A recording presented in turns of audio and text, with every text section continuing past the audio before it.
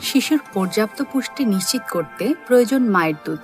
শিশু যদি মায়ের দুধ সরাসরি চুষে খেতে না পারে বা মায়ের স্তনের সমস্যা থাকে, যেমন ফোলা স্তনের ব্যবস্থাপনার ক্ষেত্রে দুধ গালাতে হতে পারে, সেক্ষেত্রে দিনে ৮ থেকে ১২ বার শিশুকে মায়ের দুধ গেলে খাওয়াতে হবে। প্রথমে সাবান দিয়ে উভয় হাত এবং পরিষ্কার পানি দিয়ে স্তন ভালোভাবে পরিষ্কার করে নিতে হবে। দুধ সংগ্রহের জন্য একটি পরিষ্কার ঢাকনাযুক্ত পাত্র নিতে হবে। দুধের প্রবাহ বাড়াতে স্তনের গোড়া থেকে বোটার দিকে মাসাজ করতে হবে।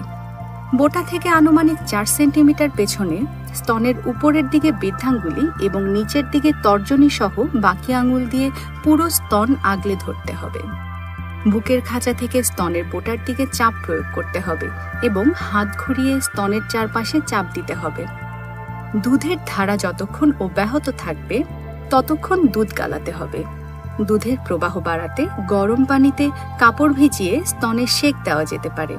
গালানো দুধ ঠান্ডা জায়গায় ৬ ঘন্টা এবং ফ্রিজে ২৪ ঘন্টা পর্যন্ত রাখা যায়। সেক্ষেত্রে শিশুকে খাওয়ানোর সময় দুধ গরম পানির পাত্রে রেখে উষ্ণ করে খাওয়াতে হবে।